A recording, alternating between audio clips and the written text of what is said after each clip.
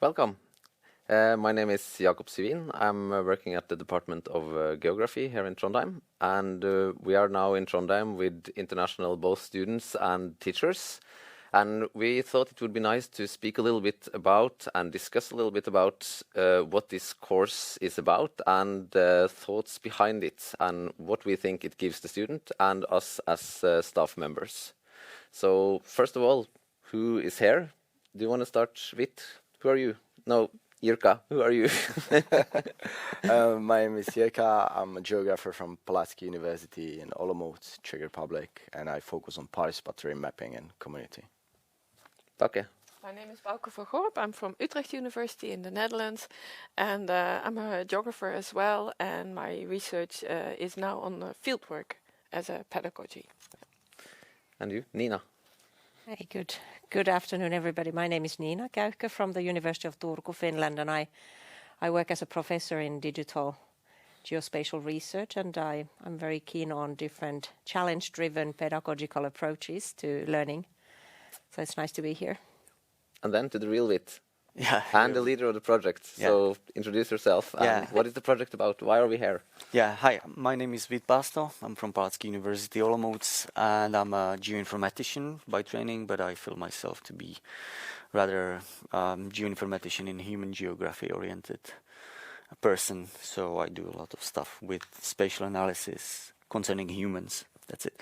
And since we're talking about humans, I think it's important to know that we all are university teachers as well, and we want to drive some new innovations, and that's why we came up with this project, which is called Shape2Gether. The whole name is Shaping Innovations in Education for Sustainable Development, contextualizing geosciences, new technologies, and also some kind of gamification under the umbrella of climate change. But the history is, 8 years of the project. Yeah. I mean, not this one, but we all were running different projects. That's why we know each other. For more than, 8 years, EduChange, Spationomy for more than 9 years, and DigiGeo for, 3 years. And that's how I met you guys, and I'm really happy that you are sitting here with me, and students are sitting in the classroom right now. Right now, and having this kind of a blend of those three projects together. So then Shape2Gether, if you should tell our audience now, what is it about? What are we doing when we are gathering these students from all over Europe right now in Trondheim, next round in Malta, last round in Central Europe? Yes, the basic idea was to select the best-ofs of the previous project. So one of the projects was dealing with the gamification methods in education, because we were thinking that in order to engage students into some activity, it's better to play. So that was one of the best-ofs from the first project, and the other project was about the digital technologies in geosciences, where we tried to implement, let's say, cutting-edge stuff into the education of geosciences. And the last project that was used for this one was EduChange. And I think Jirka should tell something about the EduChange project, because he was the leading the EduChange project. The EduChange. EduChange, and also what is like, for those that don't know, we are bringing students together from all over Europe. Speaking of climate change, why are we bringing them together? Why can't we just... You have students in the Netherlands that could discuss themselves in between them instead of flying half Europe around. Like, why is it worth it to bring these student groups and staff? We are 16 staff here now working in Dragvoll right while we are here in total.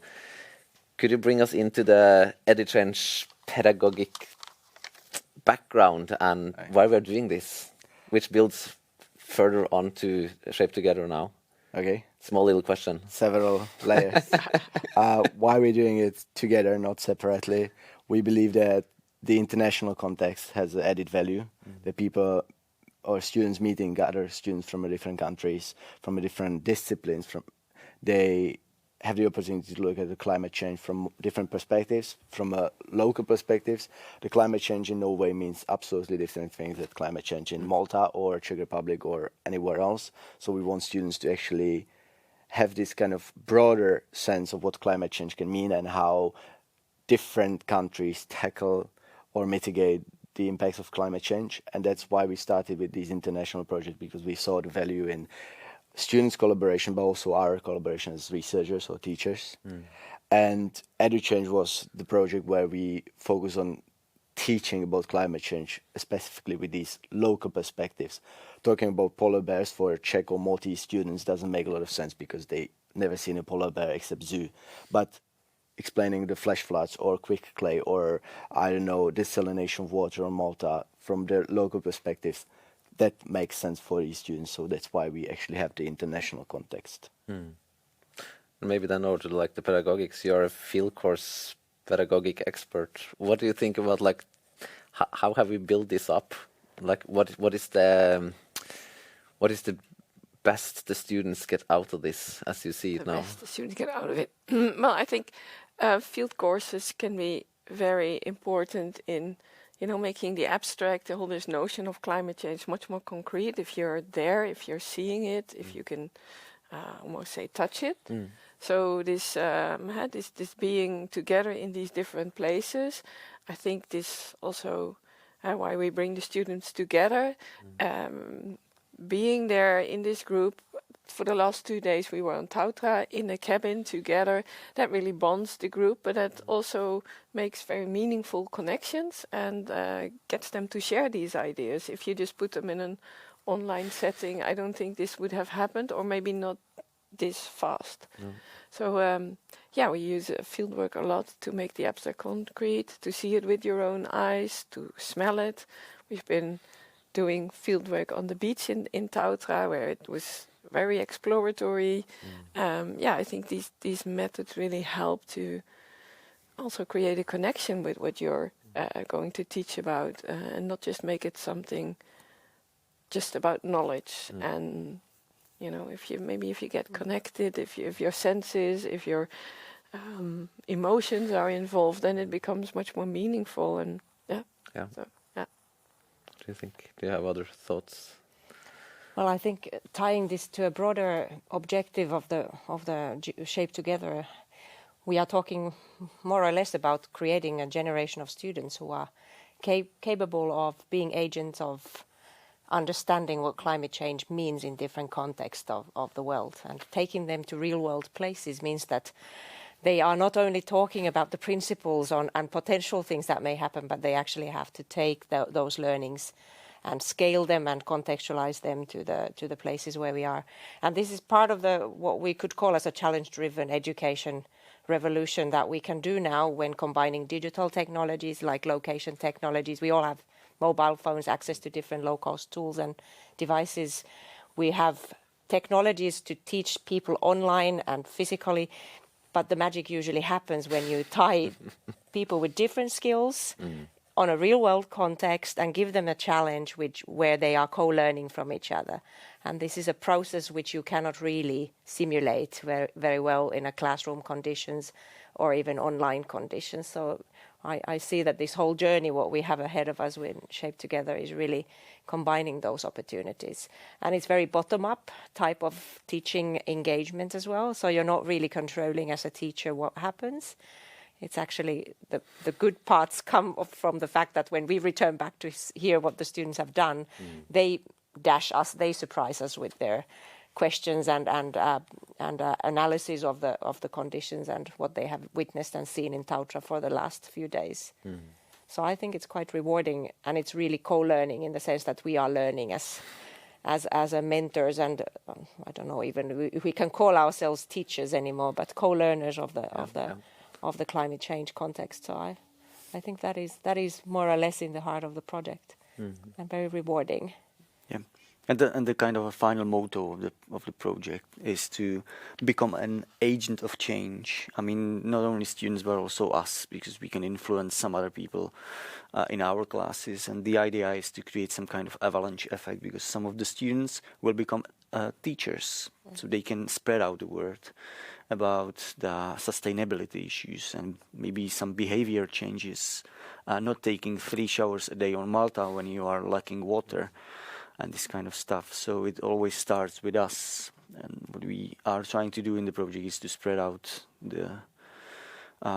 these intentions to behave more sustainable. to future teachers and future generation, if I may be bold enough to say this. You should. Yeah. If you really should. But speaking about the frame of this project, maybe you could also say, like, what is ahead for the students and for us now in this course? What is the frame of the whole Shape2Gether? They get 15 credits. It's quite a lot. Yep. Over a time frame of 1.5 years. Yes. How do they get this? Students are actually involved in 3 summer schools. In the previous projects, we run just 1 summer school per a group of students, but these students are involved in 3 consequent summer schools, taking place on different places. Now we are in Trondheim, focusing on geosciences and new technologies, VR and AR stuff, and this kind of immersive technologies. So this is one part of the project. And next time, students and us will go to Malta, where we talk more about the education for sustainable development as a core thing, but we will touch also the issues of sustainability as such, and transformative pedagogy, and so on. So we just tackle a different field of education. And the very last summer school is in Bochum in 1 year time, where we focus more on gamification, on a method how to, let's say, communicate the result with the target audience, which could be elementary school students or kids, or the public as well. So this is kind of a learning curve that we are about to do in a 1 year time. So it's a kind of a long run, but we go step by step towards the goal. And then some of them will also hopefully do their master thesis about some of the themes they've learned through these years. Yeah, exactly. That's or the bachelors. idea. Yeah, that's the idea. If it's somehow possible at the within the national educational system, the students will come up with the bachelor or master thesis in the topic of Shape2Gether. That's one thing, and they will also do their local dissemination events. So Maltese people will do the dissemination event for public on Malta. Dutchies will do it the same in Utrecht, and so on and so on. And the very, very far away from this moment is the perspective that we apply for the Erasmus Mundus Joint Masters. So we create a study program that will be, somehow shared between our universities. That's the plan. We'll see. And then speaking about the plans, what is, maybe to you, Jirka, that led some of the previous projects? What is the biggest obstacles here? And please, the rest fill in. The biggest obstacles. Of running such courses, it's honest to say, it's a huge mess when the summer schools are running. It's a lot of people, nationalities, people are coming and going, and it's a lot to plan. That's one thing, but like how to organize, how to get the money in the first place. Maybe there are audience that finds this interesting and would like to try to make such projects themselves. What is the obstacles? What do you think about? I think if you skip the logistics, it's always harder or kind of hard to synchronize different universities on a European level. Although we all follow Bologna systems, we all have the same ETC credit system, it's always hard to kind of synchronize how many credits is worth certain class or certain subject, and excursions, and what students can or cannot do outside of the classes, what we can ask for them regarding the master thesis, bachelor thesis, what exam actually is on the different types of classes, what type of subjects we have. But I think still it's worth it, try it, because we are learning from each other. We are working in a European, let's say, playground where we get contacts, students get contacts. We see former participants of our summer schools becoming a PhD students on a different university departments. They become our colleagues. They work in the companies with whom we then can work or take our students there for a field course or excursion. So it's definitely worth it. I would say it's relatively easy to get the financial support from Erasmus Plus program, and then you need to work with the administrative part. That is usually the harder part. You agree? Regarding the administrative Yes, part. but if you run, 4th project in a row, then you learn it as well. So yeah. What do you think? Do you have some obstacles? What do you think about for future projects? I think the obstacles, you need to take them for granted, and I should place the focus on what you hope to get out of it.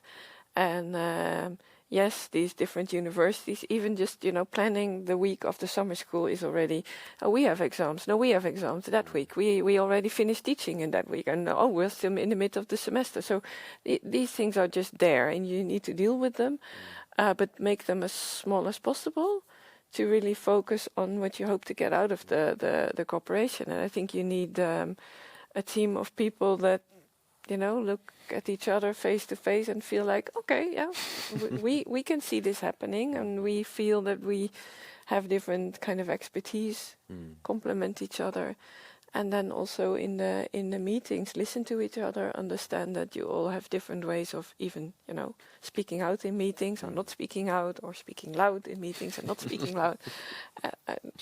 So yeah, I think it's that's what you.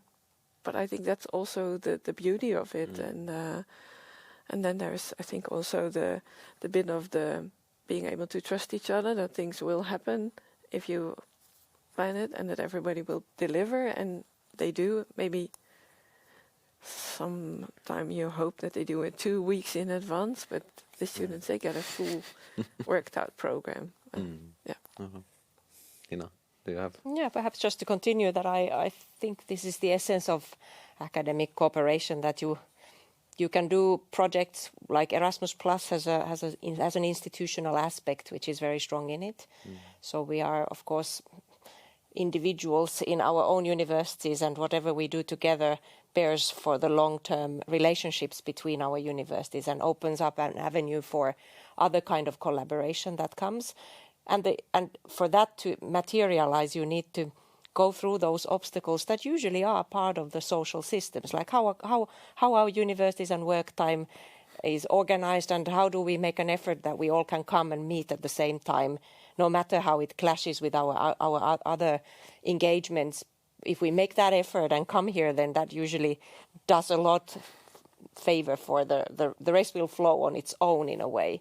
And like I said earlier on, kind of living space for innovative outcomes, that we don't control everything, is actually quite a good way to make it sure that people have space to contribute. And then I'm actually personally looking forward to knowing people in person, so that this project then helps and supports the idea of what kind of scientific cooperation we could do between each other beyond this project. Of course, for the students, it's an immediate benefit, and they will exit out of after the last summer school. They have the credits, they've got the skills and confidence. But for us, we are there in the institutions and spread the word, and in a way take this collaboration to another level in using different funding instruments. Now, VIT has been very active with Erasmus+, but World is full of opportunities, and I guess what I would like to see more happening even is that we can start discussing of our own research expertise and what kind of research work we do and what kind of collaboration could be built on that. And then that naturally takes towards new ideas and projects and initiatives. So it's like I said, it's not really crystal clear to anybody what are the benefits, and that is the whole point. I mean, the immediate benefits are there in the project, but it's much more than that. And I think one of the, as joining from one of the first projects, one of the like big, not differences, but developments has been maybe that we as a group, of course, we know each other better. There come some new, some have left, but still we have a core. But I think we have discussed quite a lot this acceptance of failing also, and being bold enough to say to the students that yes, some things will probably fail through these intensive weeks, and using that as an opportunity for discussion and further development, rather than thinking that, oh shit, now I failed and this was crap. And I think that has to me been a really like that it's an acceptance within the group that not everything works well, because then it would have been a huge stress through all of this. It is a lot of work to run these courses. Yeah, I think that it in part is related to educational innovation, and also I think we invite our students to come and learn, and then it would be strange to accept that or to expect that we don't need to learn. Yes, during these projects we keep on learning as well, and we do it. So yeah, I think that's part of it.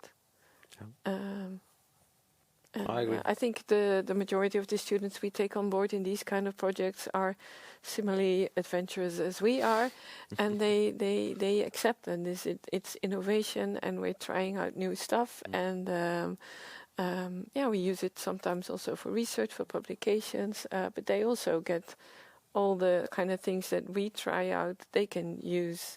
They get the materials, they get the inspiration. So, I agree.